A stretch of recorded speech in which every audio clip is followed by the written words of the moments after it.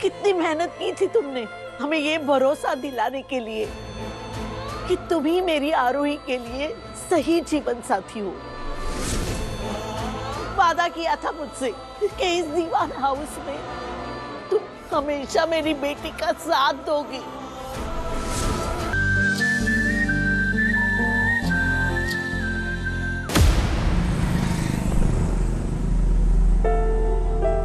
बहुत अच्छा लगा तुम्हें लॉकअप के बाहर देखकर सागर। कैसे हो? अच्छे हो ना? नहीं लेकिन मुझे यहाँ क्यों बुलाया तूने?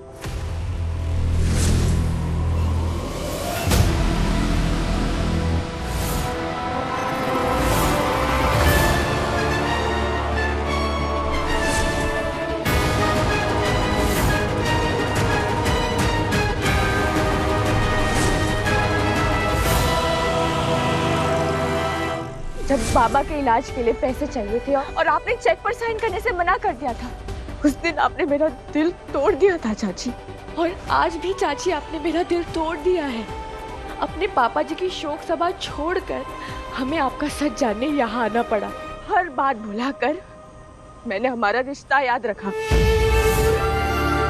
पर मतलब ही लोग कभी नहीं बदल सकते हैं ना आरोही? तू भी तो चिपकी थी ना अपने मतलब के लिए सागर से।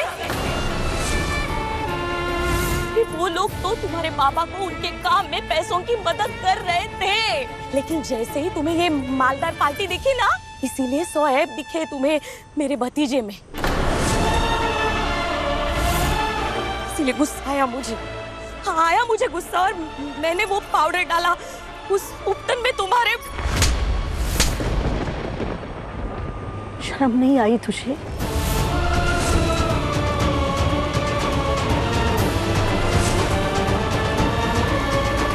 ये कैसी जिद है कि मैं सफेद साड़ी पहन के तुझे मिलने आऊं? चल क्या रहा है? सवाल नहीं पूछने का, जैसा सागर ऑर्डर देगा वैसा बुआ को करने का। कर लगा। सागर मुझे एक बात बता, क्या इस सब का असर आरोही या उसके ससुराल पर तो नहीं पड़ेगा ना?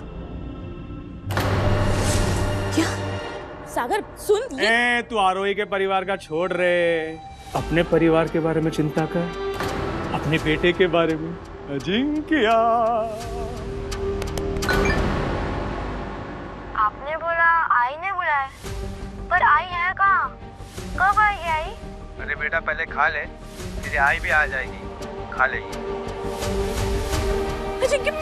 मेरा बेटा क्या कर रहा है तू उसके साथ? कहाँ रखा है उसे? बोलना। अरे बेटा कहाँ कुछ किया, लेकिन बहुत कुछ कर सकता हूँ मैं, इसलिए जैसा बोलता हूँ ऐसा करना है आपको।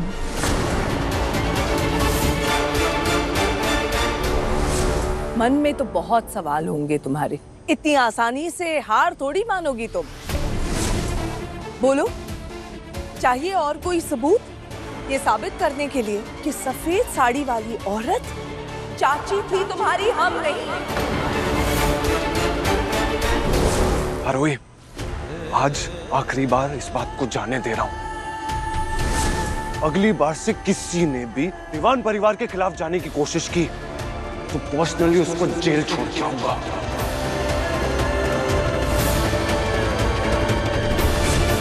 अपने पापा को खो चुका हूं और किसी को नहीं खो सकता हूं।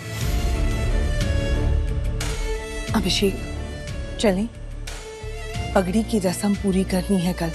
बेटा, इस रस्म के बाद तुम दीवान परिवार के मुखिया बन जाओगे और तुम्हारे पापा की हर जिम्मेदारी अब तुम्हारी होगी। पर बुआ, अगर मैं वो जिम्मेदारी ना लेना चाहूं तब क्या होगा? क्या पापा मुझे पहले की तरह डांटने वापस आएंगे? अगर वो बचपन के अभिषेक की तरह मैं जिद करूं कि नहीं बनना है मुझे मुखिया, तब क्या होगा बुआ?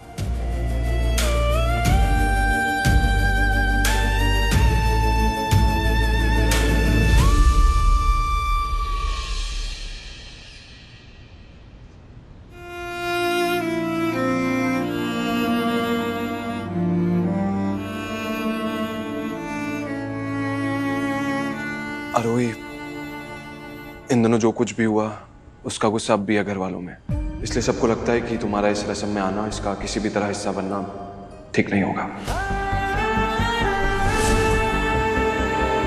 और तुम्हें क्या लगता है?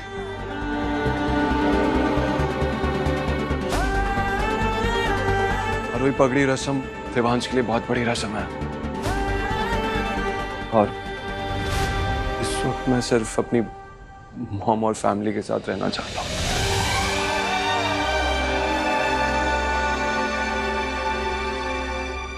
देखिए, पगड़ी की रस्म के बहुत गहरे मायने हैं। इस रस्म के बाद बिरादरी और समाज के लिए अभिषेक बाबू ही परिवार के मुखिया माने जाएंगे।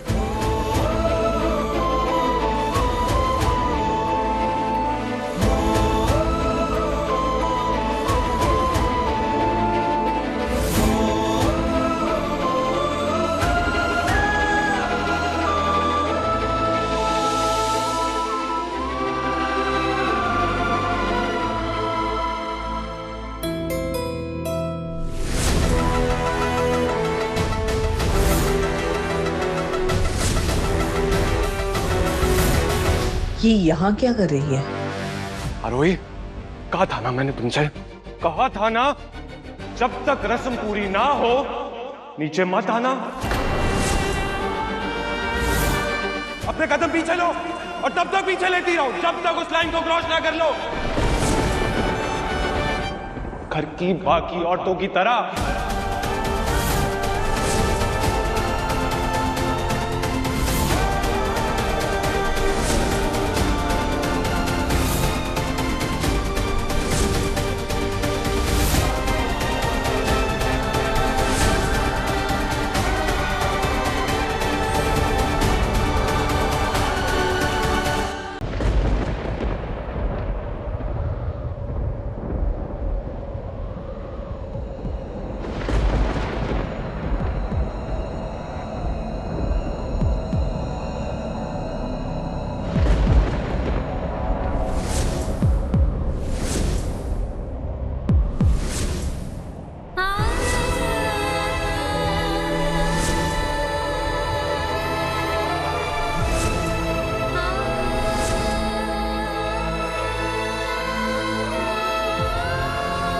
दीवान हाउस के लोगों की सेफ्टी मेरी जिम्मेदारी है।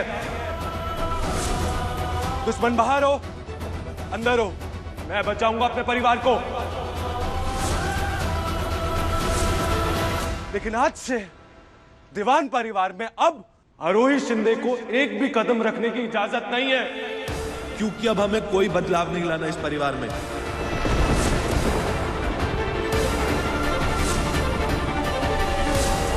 अभिषेक, तुम दीवान हाउस में जब मर्द बात करते हैं ना तो औरतों का सिर्फ एक ही काम होता है, चुपचाप सुनना।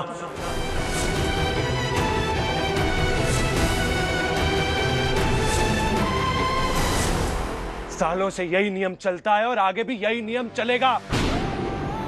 और जो नियम हमने शादी के बाद बनाए थे रिश्ते के लिए, वो एक झटके में, उन नियमों का क्या हुआ अभिषेक? आरोही, बस बहुत हो चुका। देख नहीं रही हो, सब कुछ बदल गया है। अभिषेक, कितनी मेहनत की थी तुमने हमें ये भरोसा दिलाने के लिए कि तुम ही मेरी आरोही के लिए सही जीवन साथी हो। वादा किया था मुझसे कि इस दीवान हाउस में तुम हमेशा मेरी बेटी का साथ दोगी, ढाल बनकर रहोगे उसकी, ढाल। आज ये ढाल तलवार बन चुकी है, मैं देख रही थी। हर लड़की के लिए उसका पिता हीरो होता है, वैसा ही जीवन साथी चाहती है वो। शारदा को जब इस रिश्ते के लिए मैं मना रहा था ना, तो मैंने ही उसे कहा था कि वो हीरो अभिषेक है,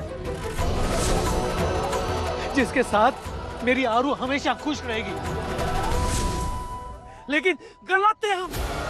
हमें बहुत दुख है कैलाश जी के अचानक जाने से। आज तुमने अपने पिता को खो दिया और हमने अपने बेटे को खो दिया। आप मेरे पापा के लिए यहाँ तक आए, उनके बेटे को हिम्मत दी, उसके लिए बहुत बहुत शुक्रिया। होप आप इस बात की रिस्पेक्ट करेंगे कि अब दीवान हाउस का मुखिया मैं हूं, तो पापा की सारी जिम्मेदारियां मेरे कंधों पर है। तो फैमिली की जरूरतों के हिसाब से चीजें बदली जाएंगी। मैं अपने पिता के लिए और इस पूरे परिवार के लिए सिर्फ और सिर्फ शांति चाहता हूं। बिजनेस में खोया हुआ रुतबा वापस चाहता हूं। और इस रास्ते पर फीलिंग्स की कोई जगह नहीं है। उम्मीद है सब लोग इस बात को समझ गए होंगे।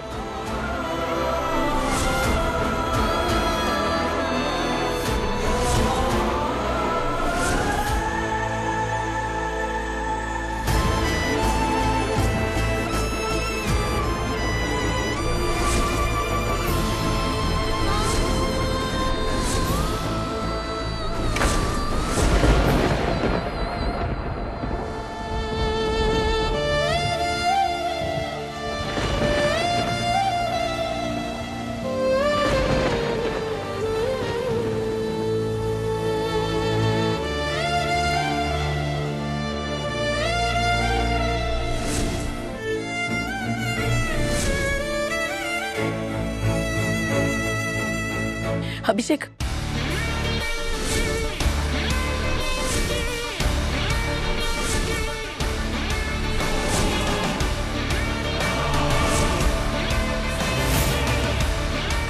कनिका, वहां चलो जहां हमारी असली जगह है।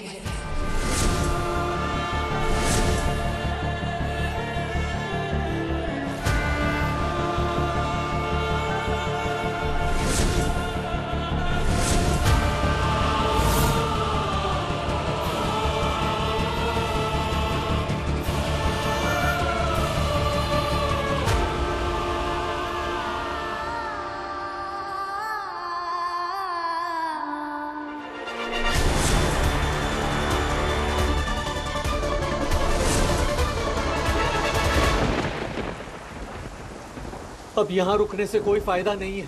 सुबह से रात हो गई है आरू। चल बेटा घर चल। नहीं, यहाँ नहीं, कुछ नहीं, नहीं रहा है। मैं अभिषेक को छोड़कर कहीं नहीं जा रही। ये हमारा घर है, मैं यही रहूंगी अपने पति के साथ। कहाँ रहोगी? कहाँ रहोगी? तुम्हारे पति ने तुम्हें हाथ से पकड़कर घर से बाहर निकाल दिया है, दरवाजा बंद कर लिया है। चलो नहीं यहाँ से। नहीं आई गलतफहमी की वजह से वो मुझसे नाराज है। बस अभिषेक ने कभी मुझे कोई दर्द नहीं दिया, उसने कभी हाथ नहीं उठाया है। आई रोही, सुलेखा के साथ जो कुछ भी हुआ है बस तुम्हें वही याद है, लेकिन शरीर पर लगे हुए घाव से भी कई ज्यादा गहरा घाव होता है मन पर लगा हुआ, जो किसी को नहीं दिखाई देता। और अगर रोज ऐसा घाव लगता है तो एक जख्म बन जाता है, पक्की जख्म। और अनजाने में ही सही, ये घाव अगर पति देता है तो मुझे बता कैसे इलाज होगा? ऐसे मत बोलो आई, ये वक्त नहीं है अभिषेक का साथ छोड़ने का। उसने अचानक अपने पापा को खोया है, सारी जिम्मेदारी उसके ऊपर आ गई है, संभालने का भी वक्त नहीं मिला उसे। आई और हम ये पुरानी बातें लेकर बैठ जाए।